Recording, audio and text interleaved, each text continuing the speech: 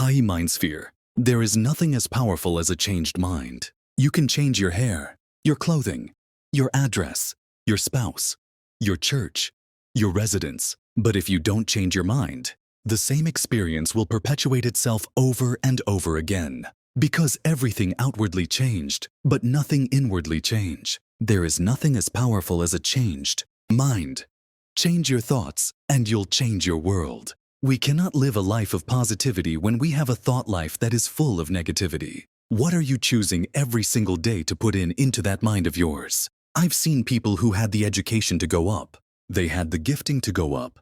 They had the talent to go up, didn't have the right attitude, and eventually, if that attitude, if that heart, if that invisible part isn't right, you can have all the talent in the world, but you will always end up getting spoiled by your own attitude. Yes, you'll get the opportunity. Yes, you'll get the job.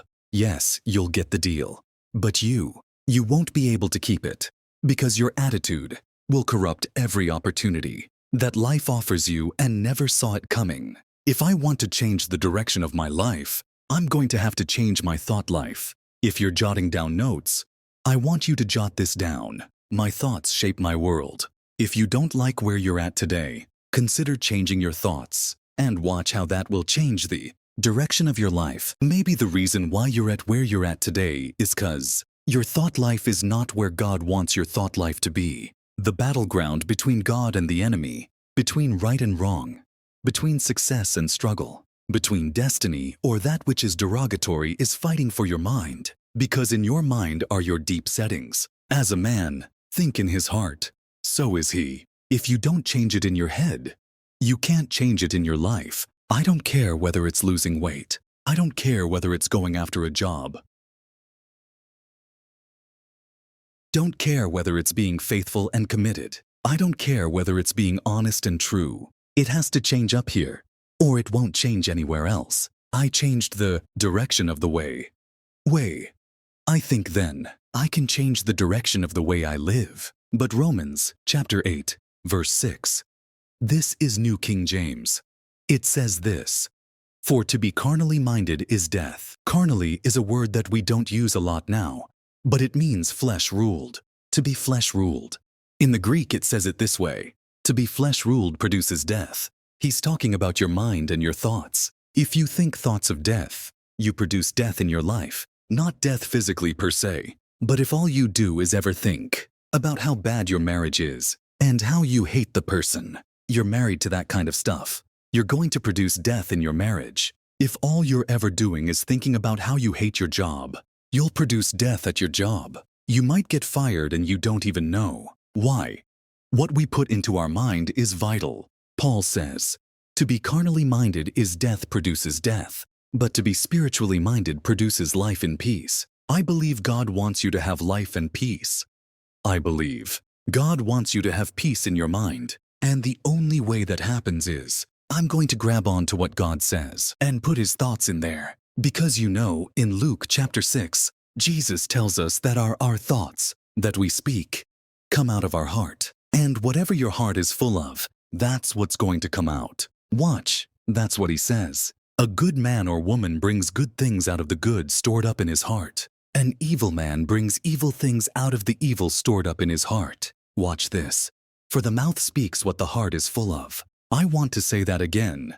For the mouth speaks what the heart is full of. Our attitude is an outward display of what's taking place in our heart. Let me say that again.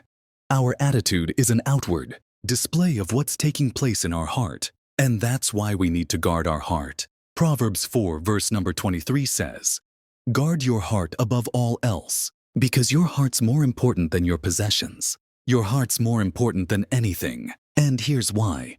For it determines the course of your life." Let me say this another way. Guard your heart above all else, for it determines your attitude. Now, why would I say that? I say that because our attitude is an outward display of what's taking place in our heart. So whether you have a positive attitude or a negative attitude is really a choice. Regardless of what you feel or what your opinion is, attitude is our choice. John Maxwell wrote a book on attitude, and the title of it was The Winning Attitude.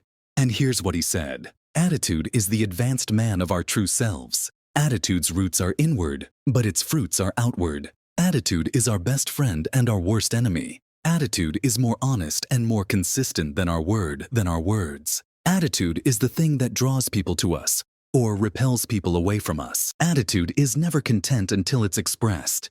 And listen to this. This is powerful statement. Attitude is the librarian of our past. It is the speaker of our present and is the prophet of our future. Attitude is the librarian of our past, the speaker of our present and the prophet of our future. Our attitudes determine our success and happiness in life. More than giftedness, more than opportunities or circumstances. Our attitudes affect our life. We all, every one of us, are going to face difficulties in life, challenges, but our attitude will help us climb out of the difficulty with God's favor and direction. James 1 and verse 2. Count it all joy, my brothers, when you encounter various trials, for you know that the testing of your faith produces steadfastness, and let steadfastness have its full effect, that you may be perfect and complete, lacking in nothing. If our life is not going in the right direction, we need to take a look at our attitudes. Like you want a better life, you want to change your life. The number one way to do that is to change your thoughts. You're in control of your mind. You're in control of your thoughts. Here's the good news. If I let Jesus change my thinking, He'll change my life.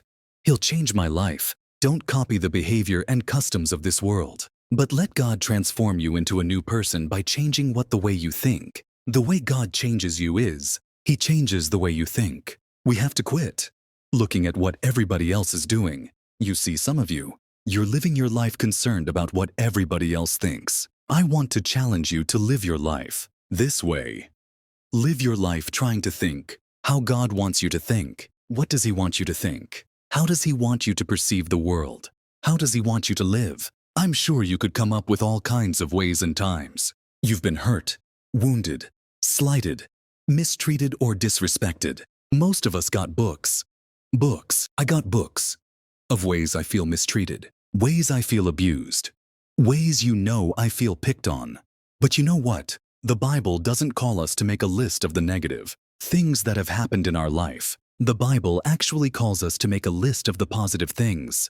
You see, nobody has to force you to remember the ugly, but Jesus wants to teach you how to remember the beautiful. What are the good things in your life?